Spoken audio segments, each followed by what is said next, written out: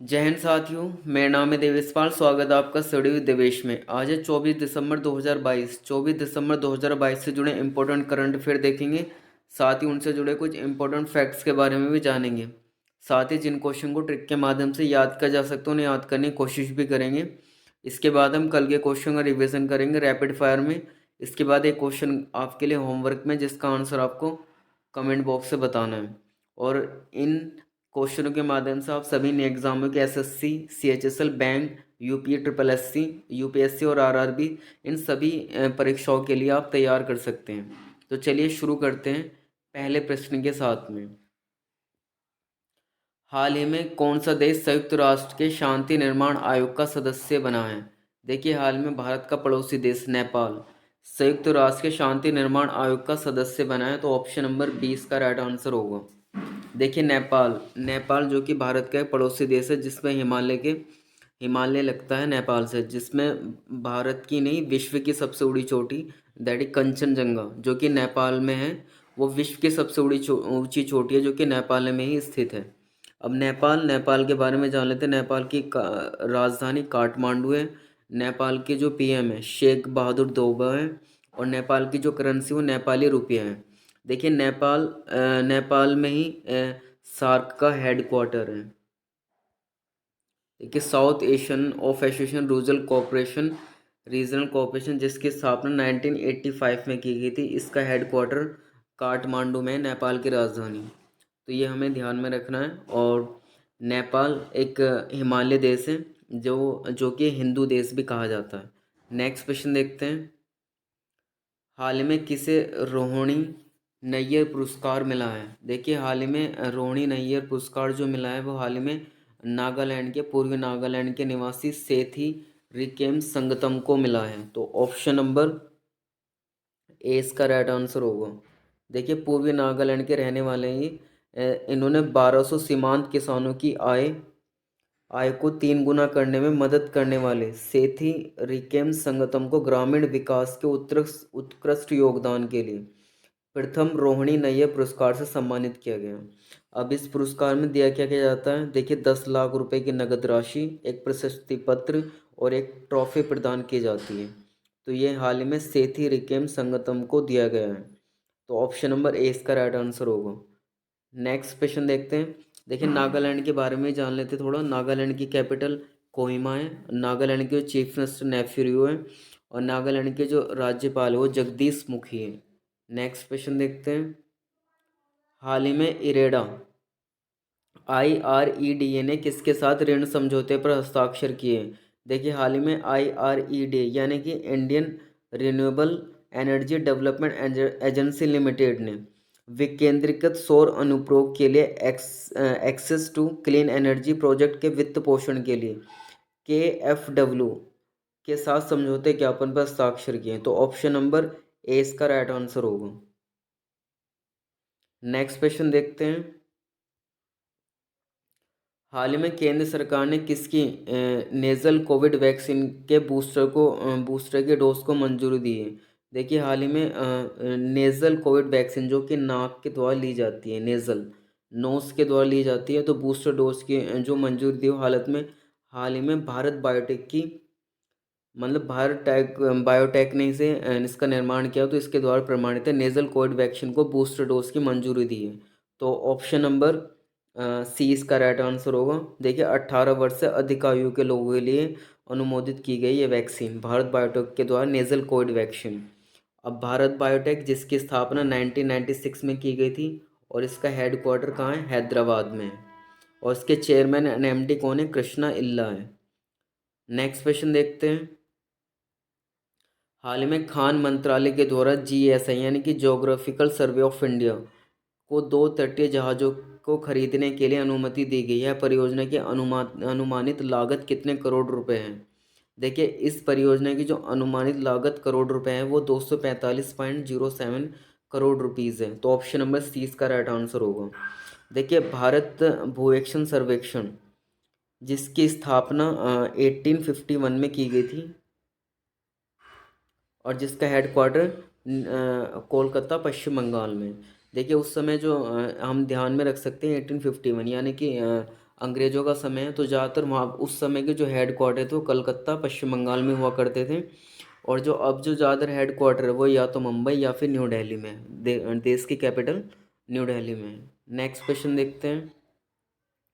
हाल में केकला सत्यनारायण का निधन हुआ, वह थे। देखिए केकला सत्यनारायण, जो कि हम समझ में आ रहा तेलुगु अभिनेता थे सत्यनारायण, इनका निधन हुआ हाल ही में, ये अभिनेता थे। तो ऑप्शन नंबर ए इनका राइट आंसर होगा। केकला सत्यनारायण जो कि एक निर्माता, निर्देशक और राजनीतिज्ञ भी थे, मगर जो उनका मुख्य प्रोफेशन था वो एक्टर का था। तो ऑप्शन नंबर ए इसका राइट आंसर होगा।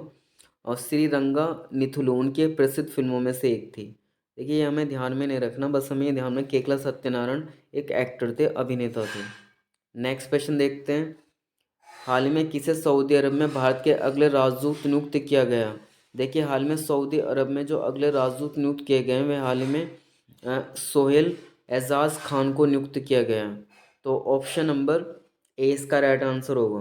देखिए सोहेल एजाज खान जो कि फ़िलहाल 1997 के आईएफएस अधिकारी हैं, और लेबनान में लेबनान में जो वर्तमान में ये राजदूत हैं वहाँ पर। अब ये सऊदी अरब के लिए नियुक्त किए जाएंगे, सोहेल एजाज खान। तो ऑप्शन नंबर ए इसका राइट आंसर होगा। देखिए सऊदी अरब अरब बाल्कन स्टेट है, अरब कंट्री है, और इसकी जो कैपिटल है वो रियाद है, और जो इसकी मुद्रा है वो सऊदी रियाल है। और मोहम्मद बिन सलमान वहाँ के राजा किंग कहलाते हैं। नेक्स्ट क्वेश्चन देखते हैं। हाल में जल जीवन मिशन के तहत 10.75 करोड़ परिवार लाभान्वित हैं। जल जीवन मिशन का लक्ष्य कब तक का है? देखिए जल जीवन मिशन जिसकी स्थापना 2019 में की गई थी, इसे हाल में 10.75 करोड़ परिवार लाभान्वित हुए। इस मिशन का लक्ष्य 2024 तक रखा गया। तो ऑप्शन नंबर सी इसका राइट आंसर होगा। देखिए जल जीवन मिशन का लक्ष्य 2024 तक प्रत्येक ग्रामीण परिवार को पीने योग्य गुणवत्तापूर्ण पेयजल उपलब्ध कराना है। तो ऑप्शन नंबर सी इसका राइट आंसर होगा। नेक्स्ट क्वेश्चन देखते हैं। हाल ही में किस भारतीय खिलाड़ी को rising star of the year पुरस्कार के लिए नामित किया गया है? देखिए हाल ही में भारतीय खिलाड़ी यानी कि एक महिला है, भारतीय महिला पहलवान, देखिए अंतिम पंघाल, सॉरी ये टाइपिंग मिस्टेक है, इसे आप पंघाल कर लीजिएगा। अंतिम पंघाल, देखिए यहीं से ध्यान में समझ आता है, पहलवान, पंगा मत लेना। तो पंगा मतलब कि पहलवान से संबंधित है। तो अंतिम पंघाल जो कि एक पहलवान है और एक महिला एथलीट है, तो इन्हें rising star of the year पुरस्कार के नामित किया गया। तो ऑप्शन नंबर, ये भारतीय खिलाड़ी है। देखिए हाल में आपको बताना चाहूँगा, जो इन सभी को नोनाका ओजुकी जो कि एक जापान की खिलाड़ी हैं, अमित एलोरा जो कि यूएसए की है, और एम्मा एम्मा मालग्रेन ये हाल ही में स्वीडन की है, और एक रोमानिया की एंड्रिया एना। इन पांचों महिलाओं को नामांकित किया गया है संयुक्त राज्य अमेरिका के यूनाइटेड वर्ल्ड रेसलिंग में। तो ऑप्शन नंबर ये सभी हैं, मगर जो भारतीय खिलाड़ी को चुना गया वो चुना गया अंतिम पंघाल यानी कि पहलवान खिलाड़ी को चुना गया है। तो ऑप्शन नंबर ए इसका राइट आंसर होगा। नेक्स्ट क्वेश्चन देखते हैं। हाल ही में कहाँ पर ओमिक्रॉन सब वेरिएंट B5.7 के मामले पाए गए? देखिए हाल में न्यूज़ में हेडलाइन में है ओमिक्रॉन वायरस, जो कि चीन में काफ़ी तबाही मचा रहा है, और ये भारत में भी इसने अब दस्तक दे दी है। देखिए बड़े दुख का विषय है। अभी तो 2020-21 में हम इनसे गुजर चुके हैं, फिर से ये अपडेट होकर आ गया। तो ये हाल ही में जो इसका दो मामले तो गुजरात में और एक मामला उड़ीसा में, इन दोनों राज्यों में पाए गए हैं। तो ए और बी इसका राइट आंसर होगा। ओमिक्रॉन सब वेरिएंट B5.7 के मामले गुजरात और उड़ीसा BF.7 इन दोनों राज्यों में पाए गए हैं। नेक्स्ट, अब हम कल के क्वेश्चन का रिवीजन करेंगे फटाफट रैपिड फायर में। हाल में राष्ट्रीय गणित दिवस श्री रामानुजन की जयंती पर मनाया जाता है 22 दिसंबर को, नेशनल मैथमेटिक्स डे। नेक्स्ट, हाल में किसे राज्यसभा में उपाध्यक्ष पैनल के लिए नामित किया गया? देखिए राज्यसभा में उपाध्यक्ष पैनल के लिए पीटी उषा भारतीय एथलीट को नामांकित किया गया है। हाल में भैरव सिंह राठौड़ को किस आयु में निधन हुआ? भैरव सिंह राठौड़ जो कि एक बीएसएफ के बीएसएफ के अधिकारी थे और ये राजस्थान रेजिमेंट के थे। और भैरव सिंह राठौड़, जिनका आपने बॉर्डर फिल्म देखी होगी जिसमें सुनील शेट्टी ने एक्टर की भूमिका निभाई थी, इनका किरदार था वो भैरव सिंह राठौड़ का। इनका हाल ही में निधन हुआ, ये राजस्थान के थे। नेक्स्ट देखते हैं, हाल में कहाँ पर भारत इंडोनेशिया निवेश और व्यापार मंच की बैठक आयोजित की गई। देखिए, भारत और इंडोनेशिया की जो बैठक की गई वो पोर्ट ब्लेयर में की गई। पोर्ट ब्लेयर यानी कि अंडमान की कैपिटल पोर्ट ब्लेयर में आयोजित की गई। नेक्स्ट, हाल में कब भारत के मानवयुक्त अंतरिक्ष उड़ान H1 मिशन लॉन्च करने का लक्ष्य रखा गया। देखिए, भारत के मानवयुक्त अंतरिक्ष उड़ान H1 जो मिशन रखे गया है वो 2024 रखा गया है। नेक्स्ट, हाल ही में कौन सा राज्य केंद्र शासित प्रदेश एशियाई कुश्ती चैंपियनशिप 2023 की मेजबानी करेगा। देखिए, हाल ही में नई दिल्ली एशियाई कुश्ती चैंपियनशिप 2023 की मेजबानी करेगा। हाल ही में कौन भारत का पहला कार्बन न्यूट्रल पावर एक्सचेंज बन गया है। देखिए, हाल ही में I E X Indian energy exchange Bharat का पहला कार्बन न्यूट्रल पावर एक्सचेंज बन गया है। देखते हैं, हाल में शर्ली एखार्ड का निधन हुआ, वे किससे संबंधित थे। देखिए, शर्ली एखार्ड का निधन हुआ, वे गीतकार यानी कि संगीतज्ञ थे। नेक्स्ट क्वेश्चन देखते हैं, हाल में राज्यसभा ने वन्यजीव संरक्षण संशोधन विधेयक 2021 पारित किया। राज्यसभा के उपाध्यक्ष कौन है। देखिए, हम सब जानते हैं जो राज्यसभा के जो अध्यक्ष होते हैं वो भारत के उपराष्ट्रपति होते हैं, वाइस प्रेसिडेंट होते हैं। और हाल में जो उपाध्यक्ष हैं वो हैं हरिवंश नारायण सिंह।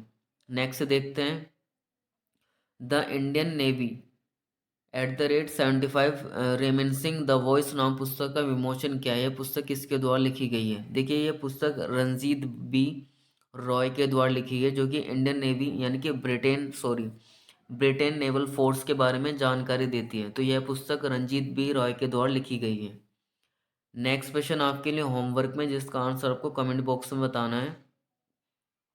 आपको बताना है इसरो की स्थापना, इंडियन स्पेस रिसर्च ऑर्गेनाइजेशन की स्थापना कब की गई थी और इसके संस्थापक कौन थे। इसका आंसर आपको कमेंट बॉक्स में बताना है।